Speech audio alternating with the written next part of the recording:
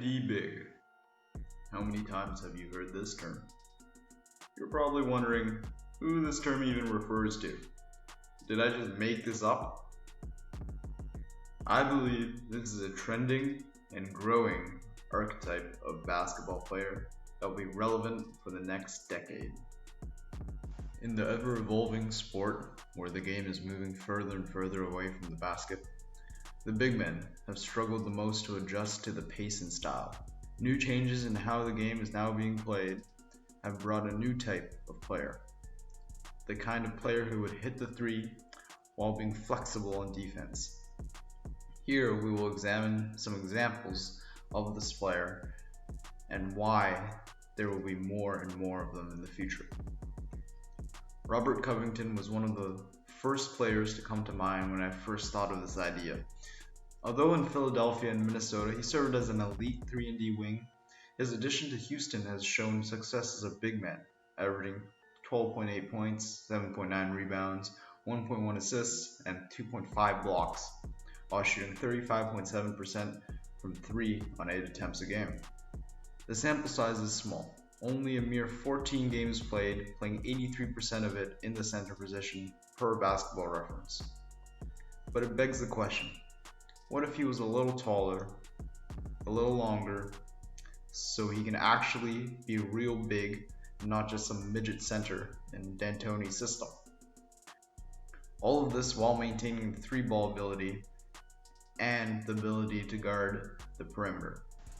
Exhibit A, Jaren Jackson Jr. In a league where your center is still your anchor on defense, a quality defensive center is required. We saw multiple examples of the Clippers struggling to guard AD and using Harrell and Green, who are simply too small. Unfortunately, JJJ doesn't have much more success and fouls way too often, 4.1 per game, which yikes. So why am I even making a video on him or bringing him up? And why am I buying stock in this type of player? As a floor spacer, he will often be the first one back, and that is where he flourishes. His transition defense and ability to read the ball and react accordingly using that 7'5" wingspan is among the best in the league. In a league where zone defense is common, unlike the 90s, he won't have to face as many one-on-one matchups in the post, which he will struggle with. Now to the 3-ball attempts. Being able to space the floor and be the first one back on defense shortens his mileage and gives him less wear and tear. This is vital in a league that requires you to stay healthy and rest more than ever. This graphic from Hoops Hype shows the decline in proportion of players playing 82 games in a season. This proves why it's imperative to have players with enough juice to last the regular season and the postseason, while trying not to piss off owners too much with load management. This year with Memphis, he's already played 54% of his games at the center position via Basketball Reference, so I hope to see it slowly increase over time to see whether or not my theory and speculation is correct. Exhibit B, Jonathan Isaac. Here is another 6'11", 7-foot wingspan big who's contributing to the evolution of basketball players. Although his season was cut short this year, with only 32 games played, that was already a large enough sample size for me to buy into his abilities. Nearly all his threes are catch and shoot, and although he's regressed in shooting this year, his improvement in defense cannot be ignored nor understated. Before his knee injury, he was a legitimate Defensive Player of the Year candidate. His timing when attempting to block the opponent's shot is nearly perfect, averaging 2.4 blocks and only 2.5 fouls. He definitely knows when to place himself and when to time his jumps, unlike players who simply just go for the blocks, like Hassan Whiteside.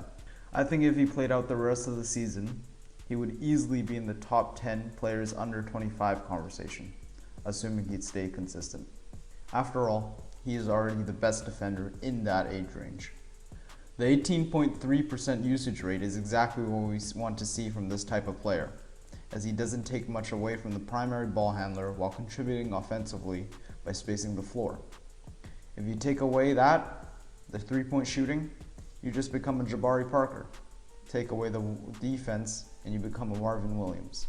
The combination of catch and shoot threes and the defensive versatility is what makes this position and type of player so unique and successful. Obviously, I may be wrong, and the league would simply go in another direction. Maybe we'll go back to grinding in the post, and suddenly Andre Drummond will be the best player in the league. We have seen players like Draymond Green completely change how basketball should be played, bringing a new kind of player to the table. The ever-approaching end of the Warriors dynasty signals the beginning of the new era featuring players like Giannis Antetokounmpo, Luka Doncic, and Zion Williamson. A player who can guard all positions and space the floor will be invaluable to the stars of the new era. And these two players, I believe, are going to lead it.